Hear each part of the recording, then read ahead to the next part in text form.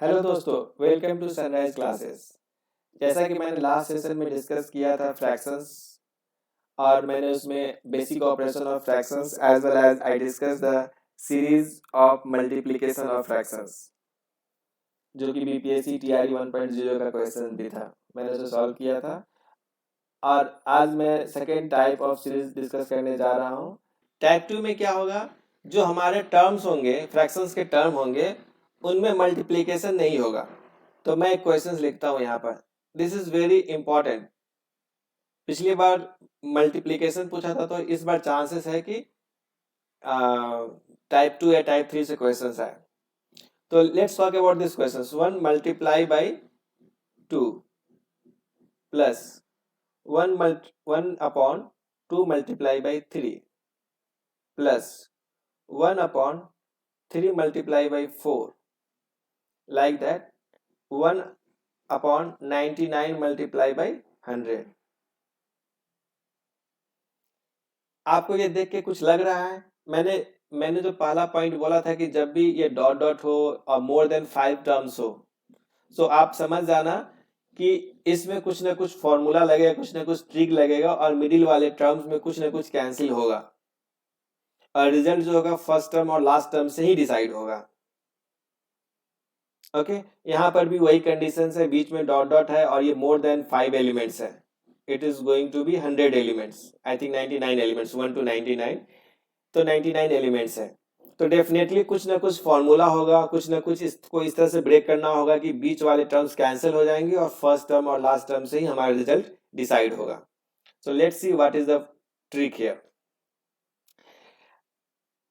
हम इस चीज को we will discuss this first term. Let's talk about this one.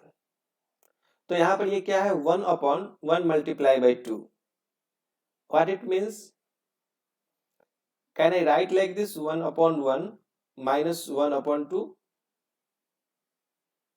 आप सोचोगे कि ये कोई फॉर्मूला नहीं है। बिल्कुल ऐसा कोई फॉर्मूला नहीं है, लेकिन अगर हम इस चीज को देखें और इसका हम रिजल्ट निकालें, ये क्या है, 1 upon 1 multiply by 2 means half.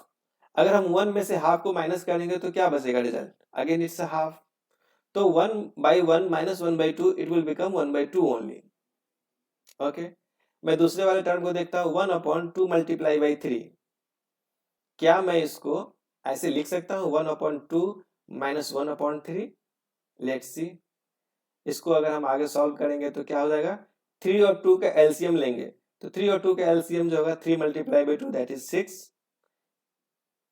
2 को डिवाइड करेंगे 6 में तो हमारा बचेगा भागफल 3, और 3 को डिवाइड करेंगे तो भागफल बचेगा 2, तो दैट विल बिकम 1/6।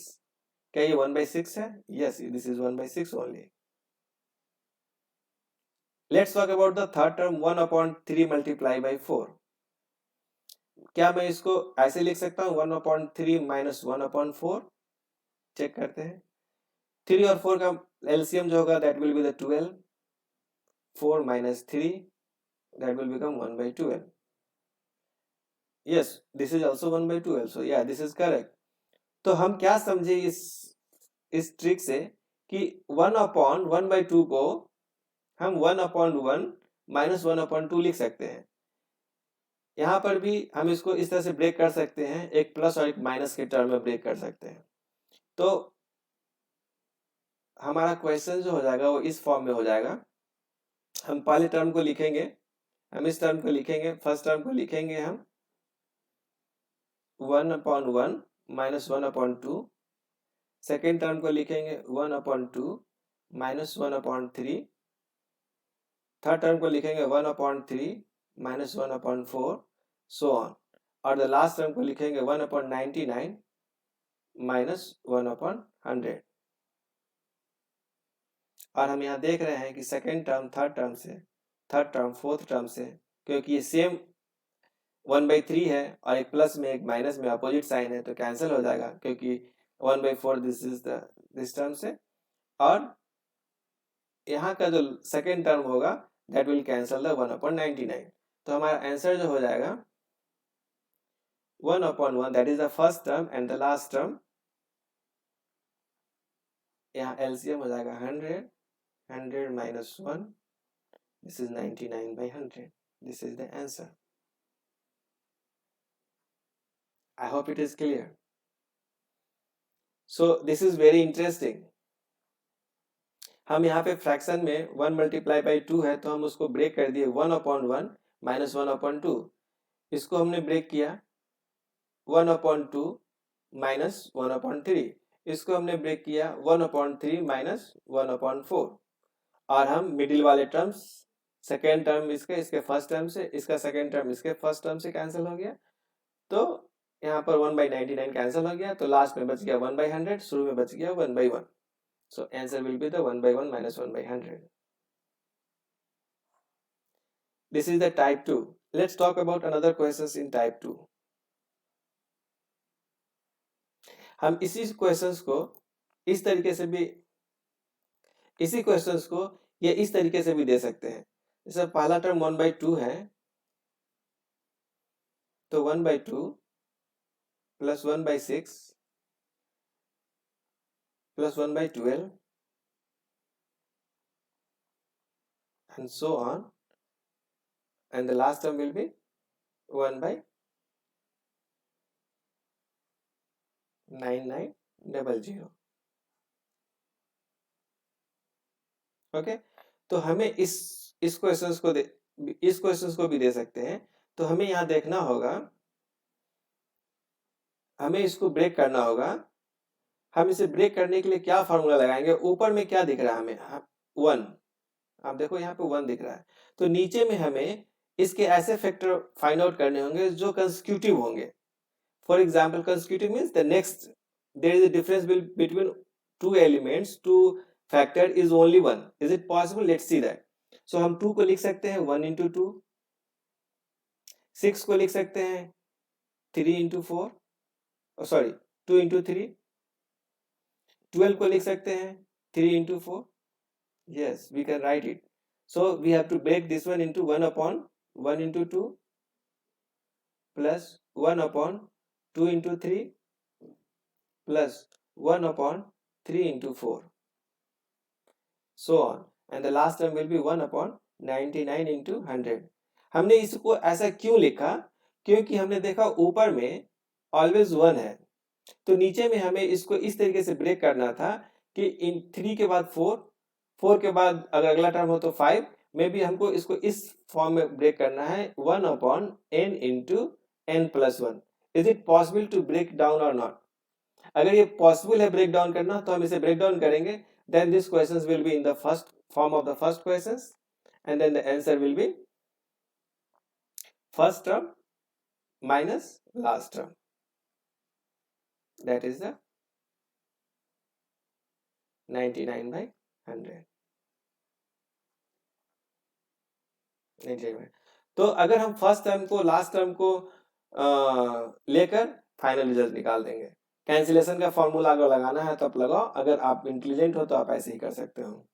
अगर यही questions last element, it will not the 9900, maybe it will be like 1/1 into 2 plus 1/2 into 3 plus 1/3 into 4.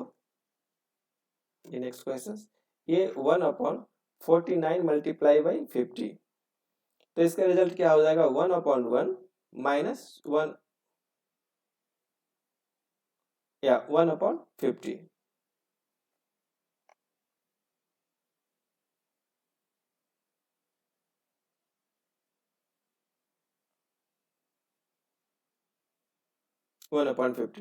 That will be the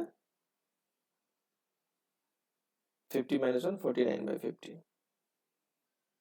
इस फॉर्म में ब्रेक कर सकते हैं. तो answer will B only decided by first term and last term. Important है एक और चीज, हम यहाँ पे फर्स्ट टर्म हम कंसीडर कर रहे हैं 1/2. It could be start from 1/6 directly. तो इस केस में first term, I will tell you the example. For example, next questions will be 1/2 into 3, 1/6 plus 1/3 into 4 till 1/49 into 50. तो इस केस में first term 1/2 will be the remaining and the last term 1/50 will be the remaining. तो यहाँ answer क्या हो जाएगा? 50, 25, 2 से divide करेंगे 50 में तो 25 minus 1, so 24/50. तो हमें कोई फॉर्मूला की जरूरत नहीं है 49/50 यहाँ, क्योंकि यहाँ पे फर्स्ट टर्म नहीं था. First term is starting from 1/6, that is the 1/6. तो इसीलिए मैं always talking about first term and last term. बीच वाले टर्म्स को वैसे भी कैंसिल हो जाएगा, तो let's consider about the first term and last term. No need to conclude on any formula और any trick. I hope it is clear. If you think that this video or this lecture is going to be helpful for you, it is added any value to your knowledge, or it is building your confidence, then please go and subscribe and share with your friends. This is my humble request. Thank you. Let's talk about the next question.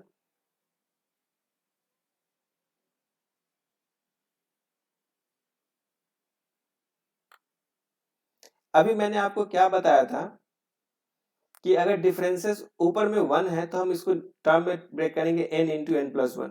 But अगर ऊपर में 2 है, 2/15, ये देखो confusion हो सकता है. इसको कैसे सॉल्व करेंगे? 2/15 प्लस 2/35 प्लस 2/63 प्लस 2/99, इसका रिजल्ट क्या होगा?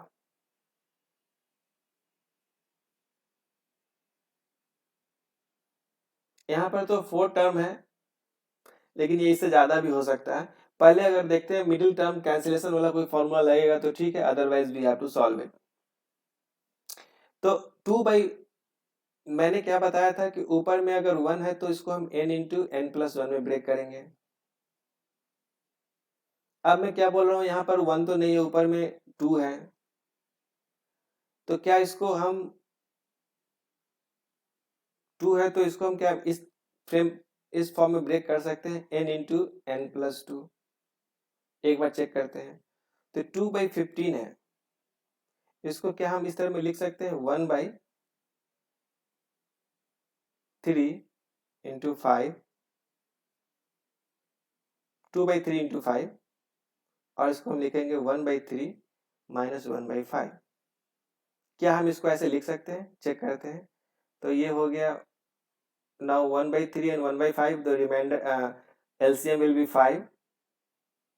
Sorry, LCM will be the 15 and 5 minus 3. It will be 2/15. So this 2/15 and 2/15 is same. So we concluded that 2/15 को हम लिख सकते हैं 1/3 माइनस 1/5. आप ये देखोगे यहाँ पे जो डिफरेंस है टर्म का 1/3 और 1/5, दो टर्म का डिफरेंस है. From where it is coming? Because of this 2. Now 2/35 को क्या हम लिख सकते हैं, 1/35, 7×5 = 35, तो 1/5, 1/5/1/7. नीचे में एलसीएम क्या हो जाएगा, 35, 7 minus 5, that will be the 2/35. Yes, we can write it in this format. Let's talk about 2/63. क्या हम इसको लिख सकते हैं, 1/63 है तो 7×9 = 63, so 7 minus 1/9. I think we can write it. Now let's talk about the next term, 2/99. 2/99, 11×9 = 99, तो यहाँ हो जाएगा 1/9, सॉरी 1/9 माइनस 1/11. इसी तरह से हम लिख सकते हैं, टर्म आगे बढ़ा सकते हैं. और तो यहाँ पे 9-11 हो गया. फिर हम 11-13 भी लिख सकते हैं, 13-15 भी लिख सकते हैं, 15-17 भी लिख सकते हैं, 17-19 भी लिख सकते हैं. तो इस तरह से बहुत सारा इनफाइनाइट टर्म तक हम जा सकते हैं.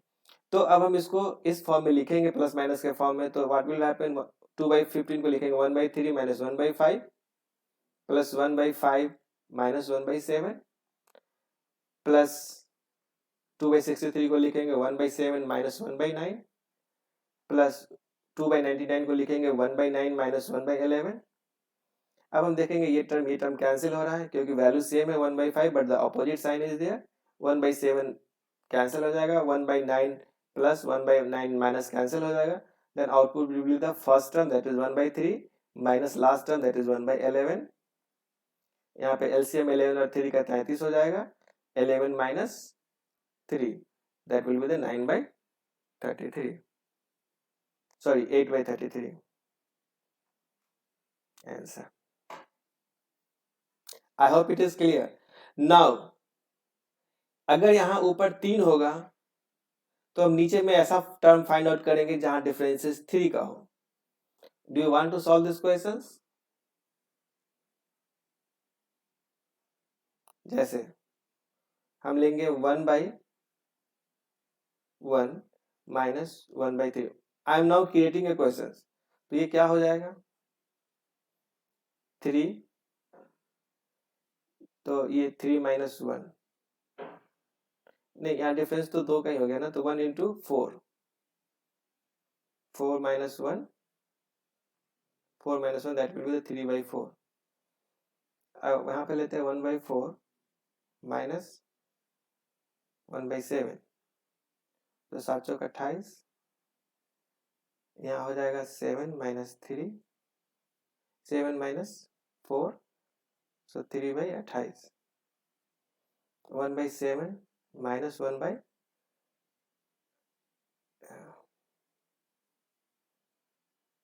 4 3 7 7 3 10, तो हो जाएगा 70, 10 माइनस 7 दैट इज 3/70।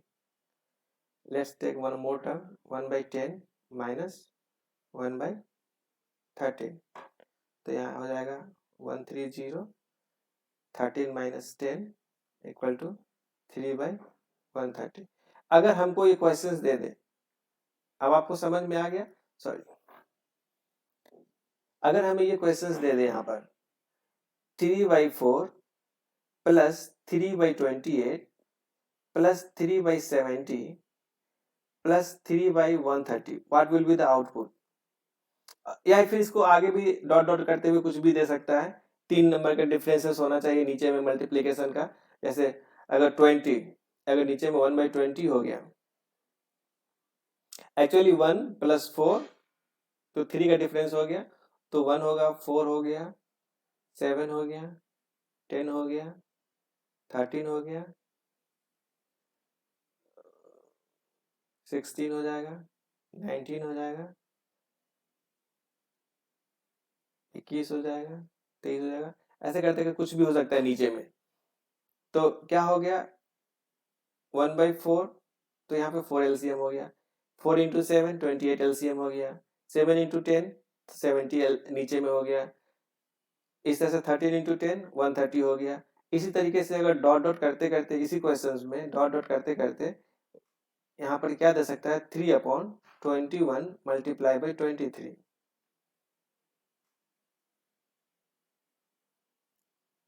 तो 3/4 प्लस 3/28, ऐसे करते करते 3 into this, so what will be the output. तो इस तरह के क्वेश्चंस दे सकते हैं। तो अगर हम इसको सॉल्व करें, इस क्वेश्चंस को सॉल्व करते हैं यहाँ पर पहले वाले को, तो हम इसको ब्रेक डाउन करेंगे, तो ये सारे टर्म लिखेंगे 1/1 माइनस 1/4, 3/4 की जगह पर 3/28 की जगह पे 3/28 की जगह पे लिखेंगे 1/4 माइनस 1/7, 3/70 की जगह पे लिखेंगे 1/7 माइनस 1/10। तो ये क्या हो जाएगा, ये सारे टर्म आप देखेंगे यहाँ से यहाँ कैंसिल हो रहा है, इससे ये कैंसिल हो रहा है, इससे ये कैंसिल हो रहा है, तो लास्ट में क्या बच जाएगा 1/1 माइनस 1/13, तो output will be the 13 minus 1 that is the 12/13। अगर हम इस क्वेश्चन को सॉल्व करेंगे, नीचे वाले क्वेश्चंस को, यहाँ पर जिसमें लास्ट एलिमेंट है 3/4 plus 3/28 plus dot dot dot 3/21 multiply by 23, तो यहाँ का इसका आंसर क्या हो जाएगा 1/1 first term and the minus last term will be the 3/28, तो 28 minus 3 that will be the 25/28। Important बात, हम फर्स्ट टर्म जो है यहाँ स्टार्ट कर रहे हैं, यहाँ से first term could be start from the 3/28 also। तो यहाँ पर फर्स्ट टर्म क्या हो जाएगा, 3/28 को हम लिखेंगे 1/4 माइनस 1/7, तो यहाँ आउटपुट क्या हो जाएगा 1/4 minus 3/28। So that will be the answer. I hope it is clear. If not, please do some practices. Then you will be confident. Don't think that once time you see the video or you understand, it will be help you. It will maybe create you more confusion in exams until unless you will not do some practices. तो आप थोड़ा practice करें, किसी भी book से लेकर practice करें। So this is the type 1 and type 2. Maybe I will discuss later the type 3 and type 4. आज के लिए बस इतना ही। Thank you very much. I hope this is adding some value to your knowledge. It will help you in the examinations. So if you also think the same, then please subscribe and share with your friends. Thank you very much.